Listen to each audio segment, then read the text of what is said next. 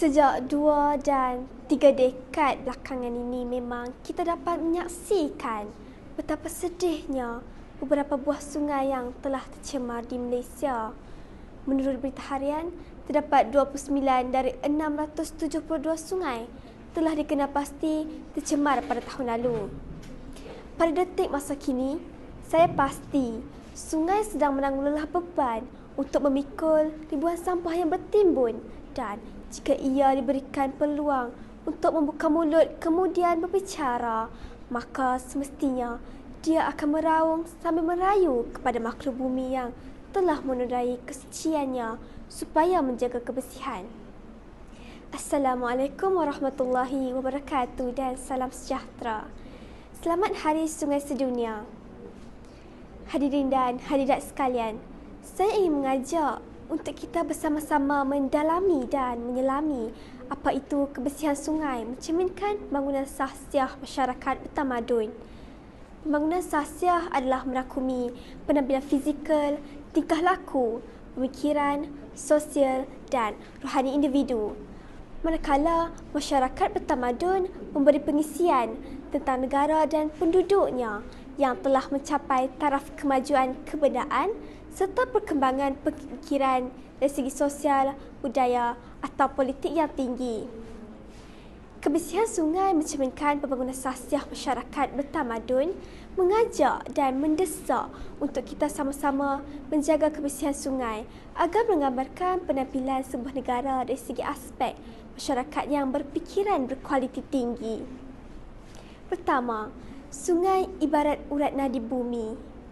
Hari Sungai Sedunia telah diangkat pada tarikh 25 September bertujuan untuk memperingati masyarakat tentang keadaan sungai sekeliling. Menurut seorang tokoh iaitu Roderick Hake Brown, seorang penulis dari Kanada, berkata, sungai adalah air dalam bentuknya yang paling indah. Sungai memiliki kehidupan dan suara dan variasi yang tak terbatas. Sungai adalah urat nadi bumi yang melaluinya darah kehidupan kembali ke jantung. Menurut K. Suhaimi, di Indonesia terdapat sebuah sungai dinamakan Sungai Citarum yang pernah mendapat tempat pertama sebagai sungai terkotor di dunia pada tahun lepas. Tidak peliklah kerana Sungai Citarum telah diisi oleh logokan sampah domestik dan sisa toksik daripada 2,000 kilang. Hal ini boleh saya spesifikasikan sebagai manusia di pertempatan Sungai Citarum hilang punca pendapatan dan yang lebih memburukkan lagi keadaan, pencemaran udara berlaku dengan sangat teruk. Malahan, negara tersebut juga telah dipandang hina dan jijik oleh masyarakat sekeliling kerana tiada yang peduli dengan kehadiran sampah sarap yang bergunung ganang itu.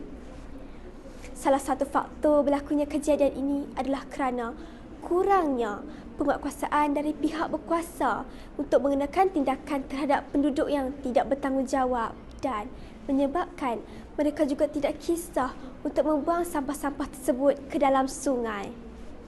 Kedua, sungai adalah cinta di dunia. Memetik kata Ramnath Kovind itu salah seorang bekas Presiden India. Air sungai memuaskan dahaga semua makhluk. Pernahkah hadirin terfikir mengapakah negara kita pernah menjadi sasaran dan akhirnya dijajah oleh kerajaan luar? Ini kerana sungai adalah lokasi yang strategik buat para pedagang kerana pembukaan terusan Tuas telah menghubungkan mereka dengan kawasan timur dan barat. Dan ia juga merupakan salah satu sumber air untuk manusia. Contohnya seperti untuk kita membasuh baju, minum dan ia juga merupakan salah satu sumber tenaga elektrik yang boleh diperbaharui. Malahan bukan itu sahaja, hidupan akuatik juga wujud di dalamnya seperti ikan, udang dan ketam. Ini juga makanan harian kita, bukan? Lantas, mengapakah manusia masih lagi tergamak memperkosa sungai sedangkan setiap umat manusia yang masih lagi berdegup jantungnya memerlukan air walau bagaimanapun caranya? Adakah mereka berpura-pura buta mata atau buta hati? Mari kita berfikir sejenak. Jika singa kita kotor, adakah para pelancong akan menjejakkan telapak kaki mereka di negara kita? Ayolah, kita bersama-sama mendidik generasi muda agar menjaga kebersihan dan jangan menganggap sungai sebagai tong sampah yang besar. Bak kata pepatah, sesal dahulu pendapatan, sesal kemudian tiada gunanya. Ketiga, kegigihan masyarakat memupuk kualiti negara. Menurut James Watkins, seorang ahli perniagaan di Amerika berkata, sebuah sungai membelah batu bukan kerana kekuatannya, tetapi kerana kegigihannya. Hadirin sekalian, kini banjir kerap berlaku kerana terdapatnya sampah sarap yang menutupi saliran air sungai. Apabila banjir, ia akan memberikan impak negatif terhadap kita. Contohnya, kita akan mendapat penyakit yang berbahaya seperti kecik tikus, cirit birit atau demam denggi, dan yang paling teruk, tumbuh saraf kanak-kanak akan terganggu kerana mereka tidak dapat bermain di luar akibat pencemaran udara di sekeliling mereka yang amat berbau busuk. Seperti yang kita lihat baru-baru ini, itulah di sebuah aplikasi TikTok di mana terdapatnya segelintir sukarelawan bernama Pandawara Group yang mengajak warga Indonesia membersihkan sungai terkotor di negara mereka. Melihatkan kegigihan Pandawara Group, maka jelaslah bahawa kegigihan dan rasa tanggungjawab di dada kita mampu melahirkan masyarakat yang mempunyai sahsiah terpuji.